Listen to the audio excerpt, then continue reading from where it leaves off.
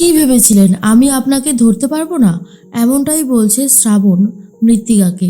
সম্পূর্ণ জানতে ভিডিওটিতে একটি লাইক করে প্রথম থেকেই দেখতে থাকো। হ্যালো বন্ধুরা, টলিউড স্টুডিও পাড়া চ্যানেলে তোমাদেরকে স্বাগত।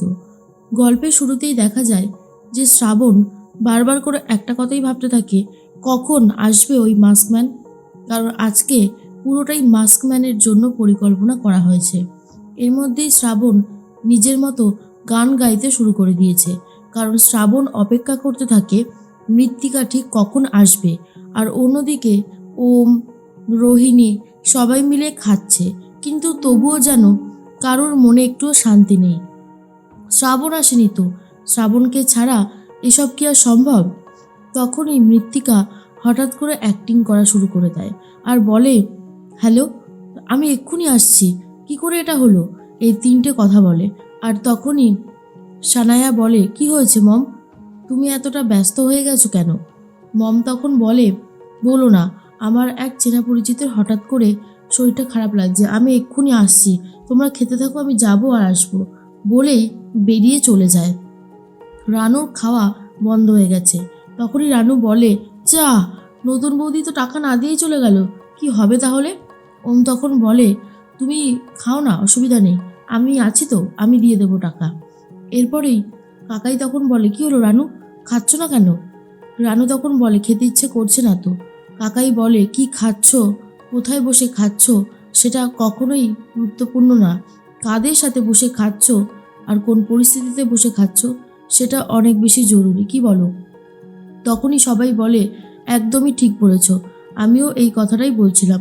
শ্রাবণটা বাড়িতে একা রয়েছে আর আমরা এখানে ভালো মন্দ খাচ্ছি, আমাদের একদমই ভালো লাগছে না। তখনই ওম বলে, কাকি, তোমাকে একটা কথা বলি, শ্রাবণকে ছাড়াই খাবার অভ্যাসটা করো, নাহলে তো পরে আর শ্রাবণকে পাবে না। শ্রাবণ তো বাড়ি ছেড়ে বেরিয়ে যাবে, তাই না? এর মধ্যেই দেখা যায় যে ওম একটা ফোন রিসিভ করতে সাইডে চলে যায়। তখনই রোহিণী বলে, প্রথমে শিখবে না, আগে বিপদে পড়ুক তারপরে শিখবে।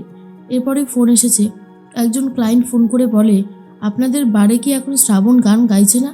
তখনই ওম বলে, না, শ্রাবণ এখন ছুটিতে আছে, শ্রাবণ তো গান গাইতে পারবে না।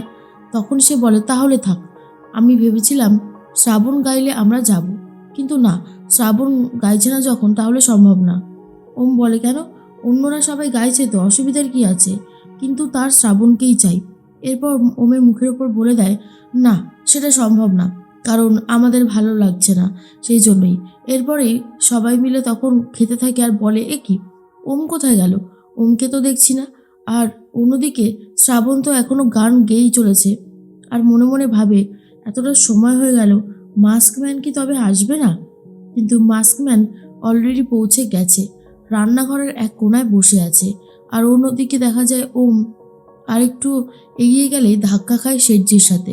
শেঠজিকে দেখে অবাক হয়ে যায়। আর এর মধ্যেই গাড়ির কাচের ওপরে অনেক কিছু রয়েছে, যেটা দেখে ওম চমকে যায়। প্রথমেই রয়েছে মাস্ক পরা সেই মাস্কম্যানের ছবি, সেকেন্ড রয়েছে মাস্ক, আর থার্ড যেটা রয়েছে সেটা হচ্ছে শ্রাবণের ছবিতে ক্রস চিহ্ন। সেটা দেখার পরে একটু ভয় পেয়ে যায় ওম আর বলে, শ্রাবণ তাহলে কোনো কাল্পনিক চরিত্রকে দেখেইনি, ও আসল কাউকেই দেখেছিল মাস্কম্যান সেজে। হ্যাঁ, এবারে তো আমার কাছে সবটাই ক্লিয়ার হয়ে গেল। না, ব্যাপারটাকে একটু ভেবে দেখতে হচ্ছে তো। এক কাজ করি, শ্রাবণকে আমি ফোন করি। শ্রাবণকে ওম ফোন করেই যাচ্ছে, কিন্তু শ্রাবণ আর ফোন ধরে না। গান থামিয়ে দিয়ে শ্রাবণ রান্নাঘরে গেছে। আর তখনই মাস্কম্যান শ্রাবণের ওপর আক্রমণ করতে চায়। শ্রাবণ সবটা দেখে আবারও পালাতে শুরু করে। মাস্কম্যান যত শ্রাবণের দিকে এগিয়ে যায়, শ্রাবণ ততই পালাতে শুরু করেছে। শ্রাবণ পরিকল্পনা করেছিল ঠিকই, কিন্তু সেভাবে ভালো করেও পরিকল্পনা করতে পারেনি। শ্রাবণ কোনোভাবে প্রস্তুতিও নেয়নি। এর মধ্যেই মাস্কম্যান শ্রাবণকে ধরে মারতে যাবে। তখনই শ্রাবণ মাস্কম্যানকে ধাক্কা দিয়ে সরিয়ে দেয়। এরপর শ্রাবণ তাড়াহুড়ো করে পুরো ঘর ছুটে বেড়াচ্ছে, আর মাস্কম্যানও তারই পেছন পেছন ছুটে বেড়াতে থাকে। আর এর মধ্যেই দেখা যায় একটা কথা বারবার করেই শ্রাবণ ভাবতে থাকে, আজ মাস্কম্যানকে চলে যেতে দিলে হবে না। উনি 10 লক্ষ টাকা চুরি করেছে, আর উনি আমাকে মারতে চাইছে কেন? কি ক্ষতি করেছে আমি ওনার? আজ আমাকে সেটা জানতেই হবে, যেভাবেই হোক না কেন। আর তখনই দেখা যায় শ্রাবণ এদিক ওদিক করতে করতে প্রায় ধরেই ফেলেছিল মাস্কম্যানকে, কিন্তু আবারও মৃত্তিকা এদিক ওদিক ছলাকৌশল করে কেটে পড়ছে। কিন্তু শ্রাবণকে সে মারবে আজ, এটাই ভেবেছে। শ্রাবণ তখন চিৎকার করে বলে, কি ভেবেছিলে আমি চিনতে পারবো না? আজ একটা হেস্তনেস্ত করে তবেই ছাড়বো। আমার কাছ থেকে 10 লক্ষ টাকা চুরি করেছো তুমি, তোমায় তো আমি এত সহজে ছাড়বো না। আর আজকে পুরো বাড়ি ফাঁকা দেখছো, এই প্ল্যানটা আমি নিজেই করেছি। এস, আমি আজকে নিজে করেছি শুধুমাত্র তোমাকে ধরার জন্য। তাই আমি যেটা বলছি সেটা কান খুলে শোনো। আজ আমি তোমাকে ধরবই, তাতে যদি আমার জীবনও যায় যাক। এর মধ্যেই ওম শ্রাবণকে ফোনে না পেয়ে তাড়াহুড়ো করে গাড়ি চালাতে শুরু করে দেয় আর বলে, না আর লেট করলে হবে না, আমাকে এক্ষুনি শ্রাবণের কাছে পৌঁছতে হবে। অনেক দেরি হয়ে গেছে ইতিমধ্যেই। মনে হচ্ছে শ্রাবণ কোনো বিপদেই পড়েছে। ফোন যখন ধরছে না তার মানে কোনো বিপদ রয়েছে। এরপর মধ্যেই দেখা যায় যে শ্রাবণ তাড়াহুড়ো করে রান্নাঘরের দিকে ঢুকে পড়ে, আর সেখানেও মৃত্তিকা চলে এসেছে। মৃত্তিকা শ্রাবণকে মারতে চাইলে শ্রাবণ কায়দা করে বলে, মিস্টার ঘোষ। আর যখনই মৃত্তিকা পেছনের দিকে তাকায়, ভাবছে যে ওম বেটা এসেছে কিনা, তখন বাটি ভর্তি তেল মেঝেতে ফেলে দেয় শ্রাবণ। তারপরে মৃত্তিকা পা পিছলে রান্নাঘরে পড়ে যাচ্ছে। শ্রাবণ তখন তাকে ধরার চেষ্টা করলে আবারও সে উঠে পড়েছে, আবার এদিক ওদিক ছুটতে শুরু করে দেয়। অন্যদিকে সানায়া, রোহিণী সবাই বলতে থাকে, প্রথমে চলে গেল নতুন মা, তারপরে চলে গেল দাভাই। কি হচ্ছে, কেন হচ্ছে, আমি তো কিছুই বুঝতে পারছি না। এই রকম ভাবে ডিনারে না আসলেই তো ভালো হতো, এখন তো মনে হচ্ছে এসেই বিপদে পড়লাম। কাকাই বলে, আমিও তো সেটাই বলছি, আমারও একদমই ভালো লাগছে না। খেতে হয় খাচ্ছি, না হলে আমার ভালোই লাগছে না। এমনিও শ্রাবণ বাড়িতে রয়েছে বলে আমার মনটা খুব খারাপ। যতই হোক ও তো ছেলে মানুষ, ওরই তো এসব ভালো লাগবে, তাই না? রোহিণী বলে, তুমি একদম ঠিক বলেছো কাকা। এর মধ্যেই শ্রাবণ রান্নাঘর থেকে বড় একটা দড়ি নিয়ে এসেছে মৃত্তিকাকে বাঁধবে বলে, কিন্তু মৃত্তিকা তখন আবার লুকিয়ে পড়েছে। শ্রাবণ এসে এবার খুঁজতে শুরু করলে মৃত্তিকা শ্রাবণকেই ধরে ফেলে।